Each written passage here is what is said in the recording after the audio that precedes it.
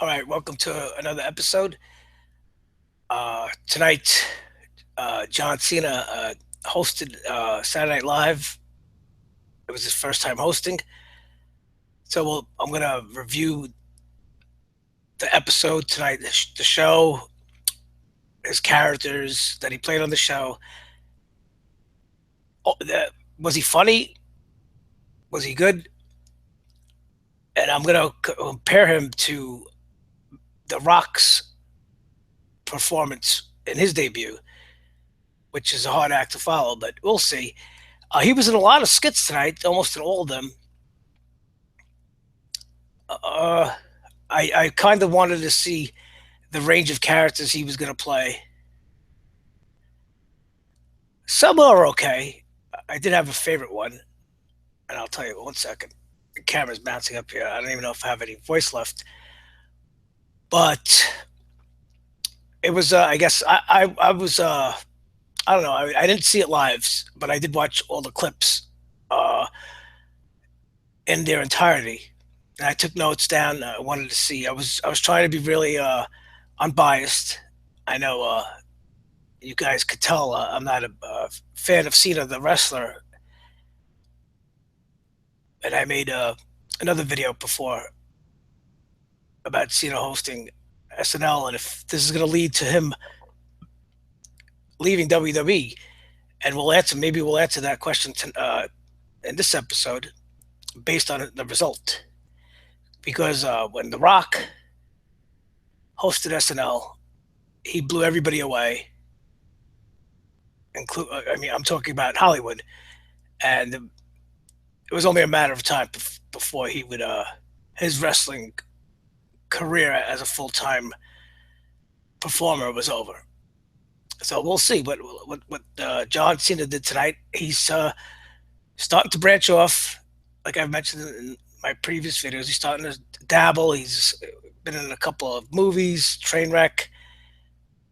He's gotten his own reality show on Fox, American Grit. He just hosted the ESPYS this past summer. He's got a movie coming out early next year called The Wall. It looks like I watched it today. It looks like he's a sniper, and he gets shot, and his partner has to stay behind the wall to save him. I don't know.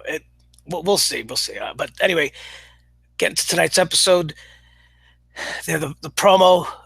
Uh, John Cena will destroy the SNL cast.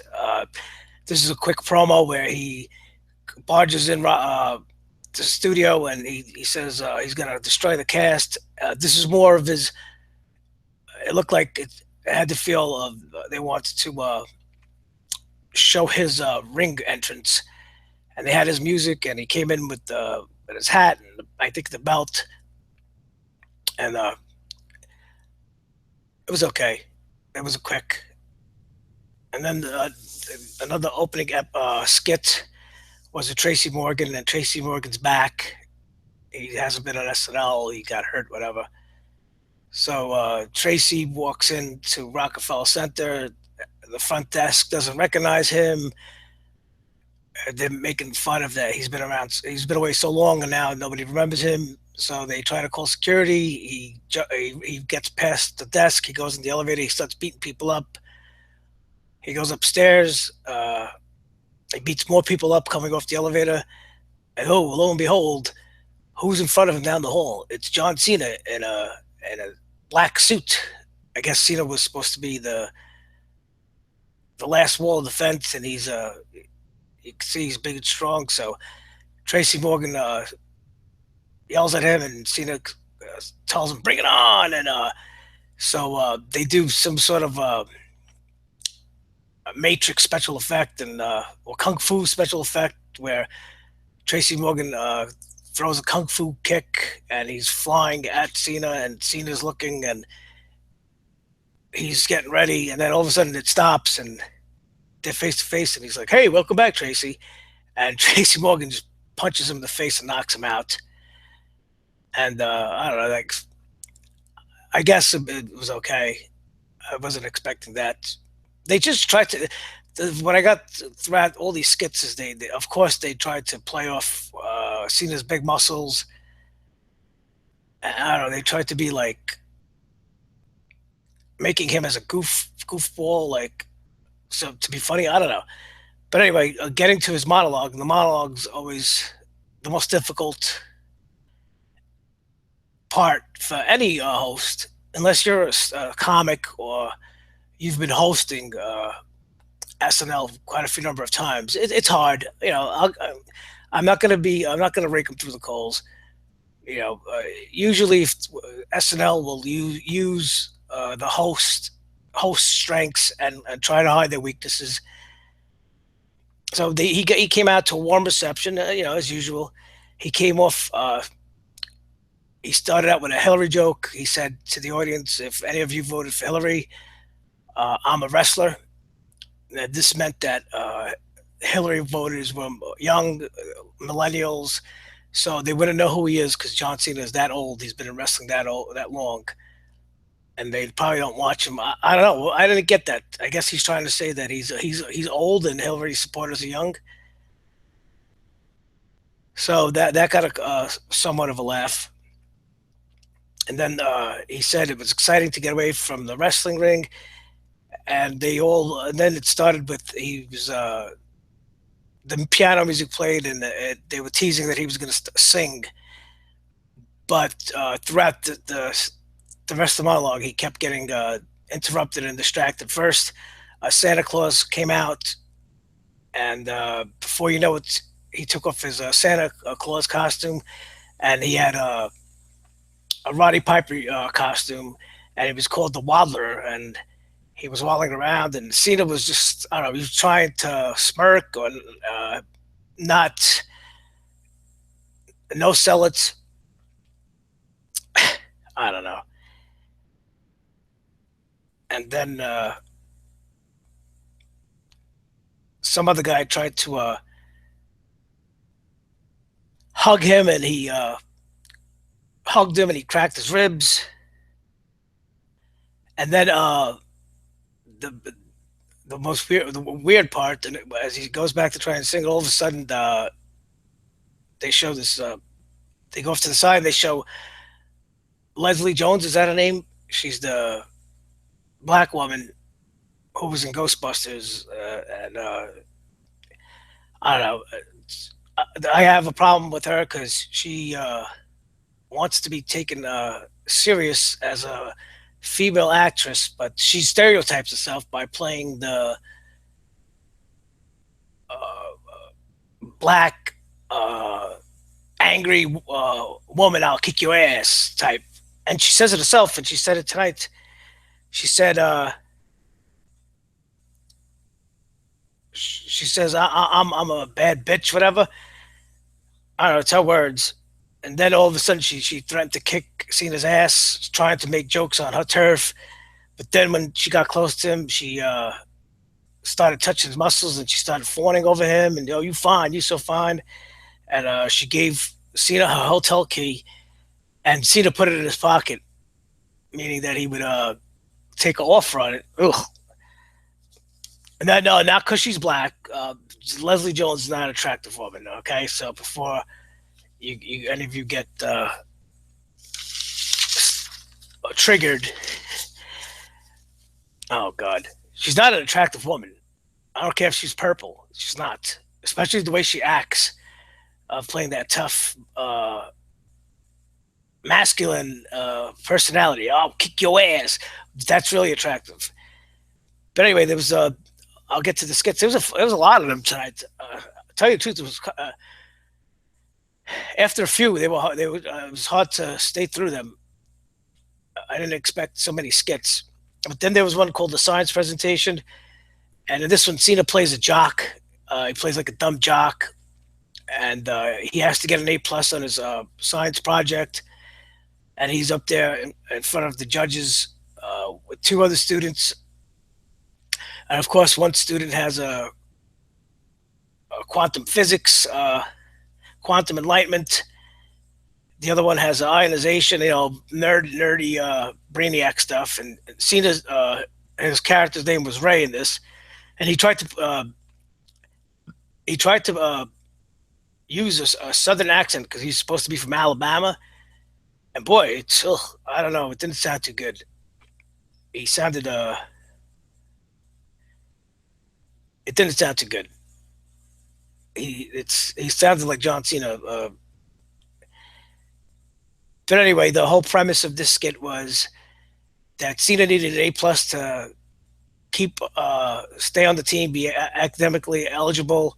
So of course the judges were biased, and his project was that he nailed four bananas and an orange to a piece of plywood, and the judges were fawning over him, and he acted like a retard. I don't know, and he kept doing this a couple times throughout the show. He kept corpsing, which is he breaks character where he tries to hold his laughter in and he tries to smirk. I guess nothing new for Cena, who is known for talking loud in the ring and calling spots. Oh my god, I can't believe I'm actually reviewing this, but for the sake of levity, we'll do it. And then my favorite one. This was probably a lot of people's favorite ones. They had a Karate Kid parody from the '80s, the '80s movie Karate Kid, which is the only Karate Kid movie in my eyes. So Cena in this one, he played Johnny. I liked it. He had the long blonde hair, and he goes up against the Karate Kid, and it's supposed to be the last scene of the movie, and he's beating up Johnny. Cena is beating up the Karate Kid, and then Mr. Miyagi, who's played by Keenan Thompson, I guess was a black Mr. Miyagi. They called him Mr. Johnson. He shows him the penny, and they have flashbacks of him training with pennies and listen to the wind, which means he could see he could blindfold himself and see everything. So he tries this, and Cena goes to punch him, and he blocks, and he punches him again, and he blocks, and then he goes into the crane stance like from the movie, and this is pretty funny. And Cena, he looked funny. Just imagine if you go back and watch the '80s Karate Kid movie, the Cobra Kai uniforms, the karate uniforms, and Cena's arms look cartoonishly big. So anyway, he punches him in the gut, and he sends the Karate Kid flying through four walls. And then he comes back for more. And Cena was pretty funny in this.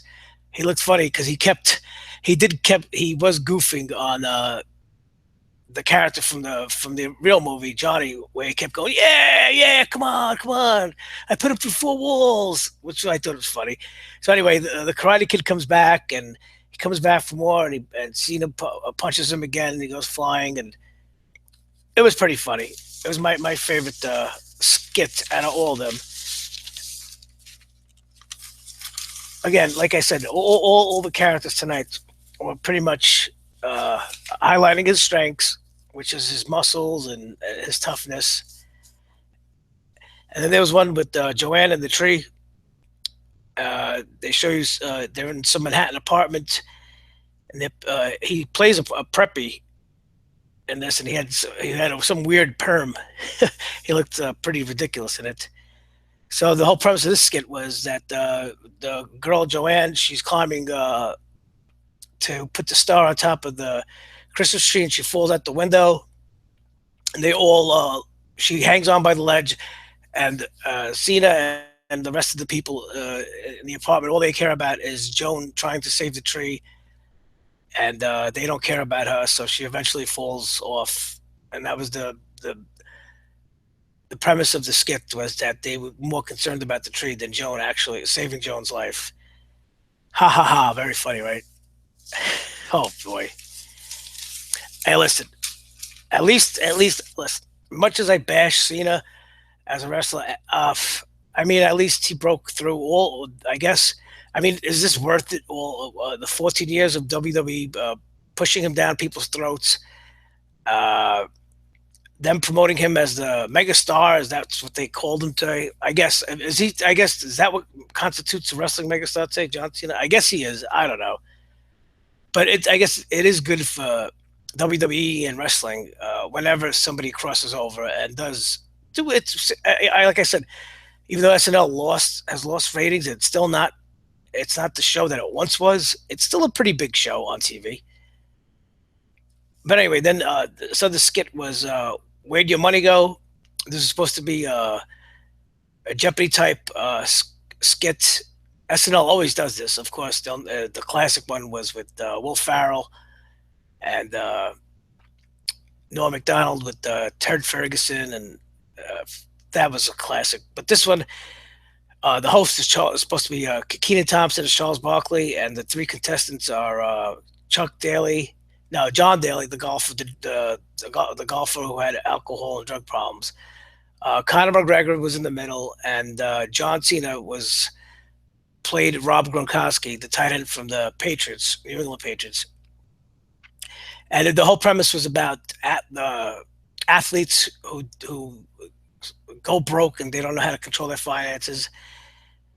And Keenan Charles Barkley was asking them situations of what to do, how to save money and invest, and they all kept getting it wrong. I don't know what kind of accent or character Cena was trying to play as Rob Gronkowski. I don't know if that was a Gronkowski imitation. I don't know what it was. He was very enthusiastic all the time. And yeah, yeah, and how he was ignorant to finances. I thought this was a rather weak. It didn't go well. I mean, they were trying to, but it was you could see at times it was forced. At least Cena's performance was the weakest out of all the other uh, participants with the Conor McGregor and the John Daly. John Daly got the most laughs because he's a drunk. But I don't know. It was pretty hard watching the scene. I hope you're staying with me because I'm falling asleep here. And then they had this weird skit with it was called Through Donald's Eyes, where John Cena played Donald Trump. And I don't know, they never showed him the whole skit except for the beginning, and they put some gimmick giant hands on him. But they were enormous. I guess the whole thing is they were making fun of Donald Trump's small hands because they say Donald Trump has small hands. I don't know. I haven't looked at Trump's hands, so it's this whole skit. It was a little short. It was all through point of view, I guess, through Cena's Donald Trump's point of view. He's going through his hotel or his office, wherever he is, and he has faces in it. He keeps showing his small hands. I don't know. And then one funny part was when they insulted him. They showed him tweeting, which is funny, which is what Trump does. I don't know what the hell this was. And then they point to the stairs, and they're seen again dressed as Trump with the blonde hair. And he comes down, and all of a sudden they show a mirror, and there's two Trumps looking at each other. To tell you the truth, he looked like a homosexual in this. I mean, not in a bad way, but he just looked gay. I think that's what they were trying to convey, that it was the gay version of Donald Trump. I don't know. This is I don't know. This was ugh. I guess it was seeing Cena with that weird blonde Trump hair was funny, but like I said, they tried to make goof on him and his muscles, whatever. The next, moving along, the next skit was called the Romance Store, and they showed a bookstore, and Cena works did it. He works in the store, but then it's found out he doesn't work in the store. He works for one of the employees in the store. She keeps him around because she keeps him dressed as Fabio, and Cena plays Fabio from the romance novels, and I don't know. This was kind of funny. It was trying to be funny. It could have been funny.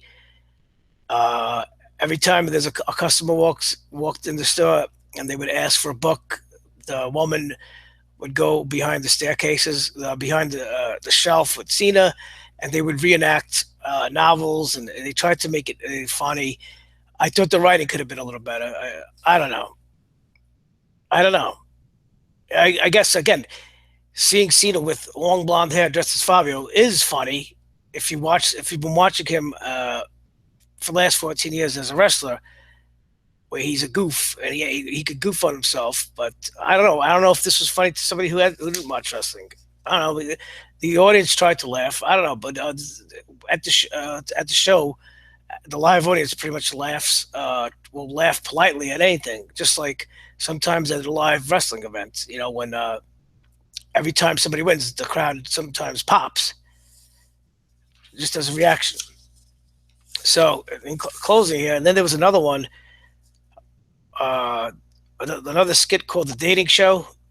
It was supposed to be an MTV game show where it was called Hook a Hunk, and they show these three average-looking guys as the contestants, and the woman who they're gonna get a date with, and then the host is John Cena, and I guess he's the hunk, and immediately the girl she starts fawning over him, and she ignores the contestants. This is supposed to be the dating game, a parody of the dating game, and the whole skit is her fawning over him, and they're really bantering with each other, and they're seriously flirting and connecting with each other, and you could tell they're falling in love. And while the the the three average contestants are getting ignored, I don't see what was funny with this. Uh, and then finally, the last one was the talent competition. This is I guess, another. This is probably my second favorite skit. This was a parody of America's Got Talent or any other. Yeah, America's Got Talent. I guess it was.